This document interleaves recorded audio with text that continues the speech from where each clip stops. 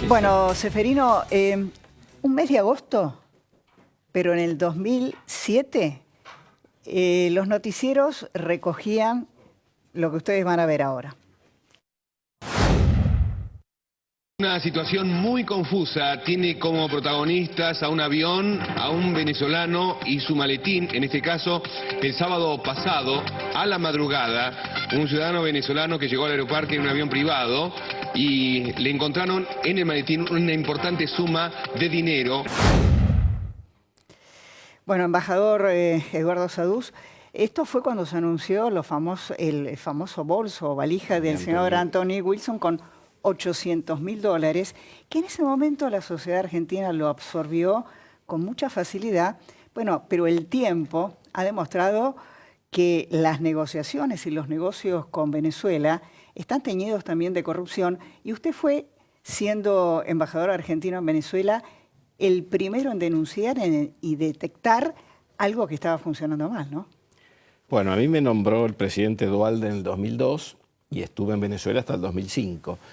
En enero del 2005, justamente, informé a la Cancillería que del fideicomiso que había entre Argentina y Venezuela habían desaparecido 9 millones de dólares. Estos 9 millones de dólares se habían traído a Caracas, estaban en Nueva York, se habían traído a Caracas, se habían cambiado en el mercado negro, compraron la misma suma en el mercado oficial, hicieron una pingüe diferencia de cambio y volvieron la plata a Venezuela, a Estados Unidos.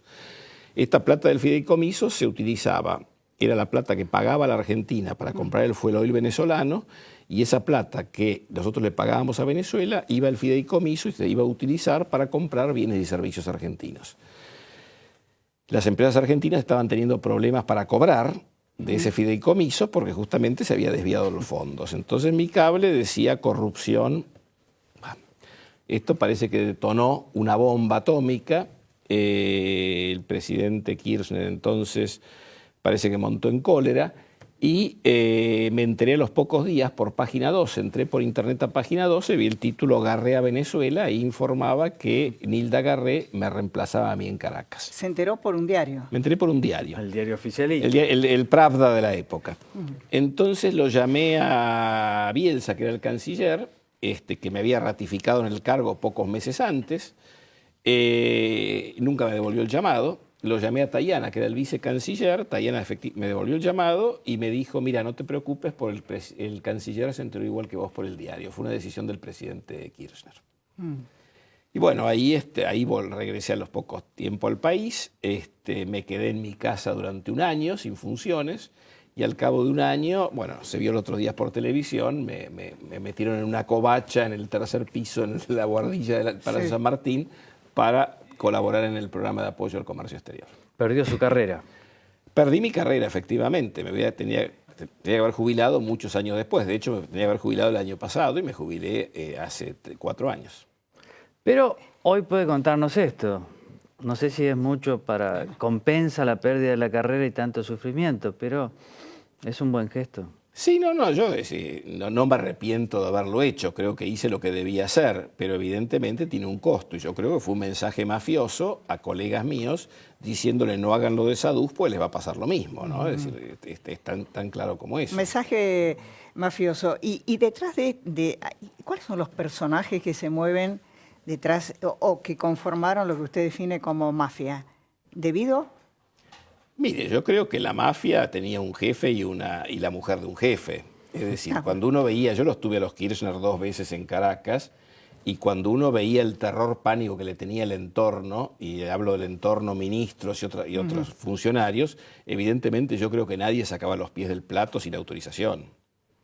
O sea, eran ellos dos y el ejecutante parece haber sido... El ejecutante era el Ministerio de Planificación Federal a través de Debido, que es la misma estructura que tenían en Santa Cruz, ¿no? Es decir, trasladaron el esquema de Santa Cruz a nivel nacional. Para todos los caminos parece que van hacia Julio Debido y obviamente, como usted dice muy bien, sobre Debido, Cristina y Néstor Kirchner.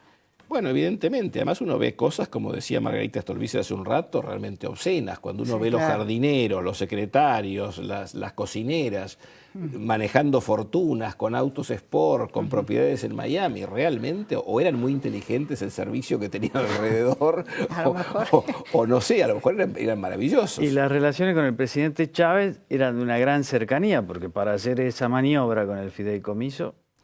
Bueno, yo creo que en realidad cuando a mí me nombran en Venezuela, en el 2002, habíamos retirado a nuestro embajador por pedido de Chávez. Chávez le daba una gran importancia al cuerpo diplomático y quería tener un cuerpo diplomático extranjero alineado con el chavismo, o por lo menos que informara favorablemente. De hecho, hizo desplazar al nuncio apostólico, a otros embajadores, es decir, era una política muy común. Chávez pidió que lo sacaran a mi antecesor, y cuando Rukauf, que era el canciller, me ofrece el cargo, me dice, mira, corremos el riesgo de que no te den el placet, porque el embajador que Chávez quiso mandar a la Argentina, que era Elías Jagua, no le dimos el placet porque Elías Jagua tenía entre sus currículum una especialización en agitación urbana. Esto era en el año 2002, lo cual tener un agitador urbano de embajador de Venezuela era problemático. Bueno, Venezuela me dio el placet y mi idea fue recomponer la relación entre Argentina y Venezuela. Chávez había querido venir acá varias oportunidades, ni el presidente Menem, ni Dualde, ni de la Rúa lo recibieron. Y entonces logré que en el 2004 Chávez viniera acá. Y cuando se produjo una de las primeras crisis energéticas que sufrió el kirchnerismo, ahí surgió el tema de petróleo por alimentos, ¿no? Que lo notable es que este esquema con Venezuela se buscó replicarlo con otros países. Y uno se analiza los viajes de Cristina, de Moreno, a Angola, a Vietnam, a Azerbaiyán, etc. Se buscaba replicar el esquema aplicado con Venezuela. Lo que pasa que, bueno, no lo lograron concretamente. Pero un poco era la matriz de este esquema de montar un fideicomiso donde era muy fácil la desviación de fondos. Ahora, embajador, ¿se le puede poner algún número a esta embajada paralela y fideicomiso con tantas irregularidades? Mire, yo creo porque que en Venezuela se ha hablado de coimas de 13.000 millones de dólares. La posición venezolana dice que fue de 13.000 millones de dólares. Por eso, 13.000 millones de dólares. Bueno, usted calcula... Los bolsos del amigo López era nada. Era nada. Y lo de Antonini menos. Menos. Debe haber sido una cuota lo de Antonini. Una propina. Bueno, yo creo que los bolsos de Antonini y Wilson no fue único. Creo que había un tráfico muy regular de bolsos, ¿no? Bueno, si eran capaces de desviar el dinero del fideicomiso, ¿cómo no van a usar la valija diplomática? Pero además, no nos olvidemos que Chávez, que en los años de oro del petróleo recibía 70.000 millones de dólares a través de petróleo, 70.000 millones de dólares para un país de 24 millones de habitantes como es Venezuela, es mucha plata y además manejada como un emirato árabe. Chávez subsidiaba muchos movimientos en la Argentina. Por ejemplo, subsidiaba Barrios de Pie, subsidiaba a las Madres de Plaza de Mayo, etcétera. Es decir, que había realmente un tráfico, digamos, de fondos entre Caracas y Buenos Aires muy importante. Había un tráfico de fondos y también de políticas. Y de políticas también. El tema Nisman y el tratado con Irán está vinculado también a esta relación. Ahí Clara, le voy a contar una anécdota que es interesante. Cuando viene Kirchner la primera vez a Venezuela, el embajador de Irán en Caracas me viene a ver unos días antes y me pide si podíamos armar una reunión entre el presidente Ahmadinejad y Kirchner, pero tenía que ser secreta porque ellos querían recomponer la relación con Argentina, pero en Irán había una fuerte oposición porque estaban muy molestos con nosotros. Entonces el presidente enfrentaba, o sea que en Irán hay un poder religioso y un poder político. Estaban preocupados por eso. Entonces me piden absoluta discreción. Informo de esto a Cancillería. Cuando llega el avión presidencial, hablo con el canciller Bielsa, que me pide que le informe bien cómo era este esquema. Le informo y le remarco la necesidad del secreto. Al día siguiente, esto fue a las 11 de la noche, el día siguiente a las 10 de la mañana, conferencia de prensa del canciller Bielsa diciendo que el presidente Ahmadinejad había pedido una entrevista con el presidente Kirchner. Por supuesto, se pudrió todo. Es decir, yo creo que ahí lo hizo a propósito, lo hizo para boicotear la reunión. Es decir, la relación Venezuela-Irán-Argentina se desarrolla después. Creo que bajo la gestión de mis sucesoras, tanto Nilda Garreco o Alicia Castro. Pero en ese entonces con Irán no querían saber nada. Claro, era otra línea quizás, ¿no? Era otra línea. Además, Kirchner en esa época estaba tratando de tener buena relación con Estados Unidos. No se olviden que, por ejemplo, medió en los conflictos que Chávez había tenido con la comunidad judía de Venezuela.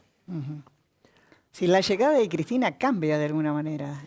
Yo creo que la llegada de Cristina cambia, pero además yo creo también que hubo un cambio en las prioridades. Yo creo que decidieron que, digamos, el acercamiento con Estados Unidos no tenía mucho futuro, y ahí empieza todo el acercamiento con China, con Rusia, con Venezuela, con el eje bolivariano, etcétera.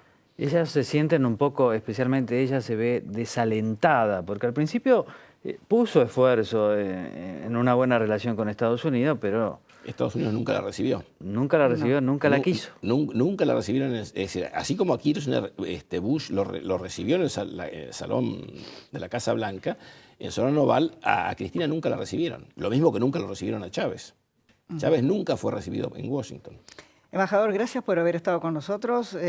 Realmente, por haberse atrevido, pagó un costo muy alto, pero a revelar todos estos temas. Y me quedo con la cifra, ¿no? 13.000 millones de dólares, que alguna vez sabremos qué parte se nos fugó de todo esto, ¿no? Esperemos que se sepa.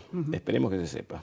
Embajador, muchísimas gracias. No, gracias a ustedes. Vamos a seguir con Julio Bárbaro, y yo le invito a que usted lo vea y lo vea también Julio. ¿Qué pensaba de la corrupción? Un Néstor Kirchner muy joven hizo una verdadera perlita periodística. Veámosla. Muchas veces, con actitudes a veces casi que rondan la miserabilidad, tratan de buscar de cualquier forma ver de dónde le pueden hacer algún tipo de daño político o institucional a gente que nos movemos con una honestidad absoluta, es decir, donde aquí no nos pueden decir nada y no tenemos ni un solo procesado por corrupción. Yo, gracias a Dios, desde que estoy en la política, más que acrecentar mis bienes personales, fui para atrás.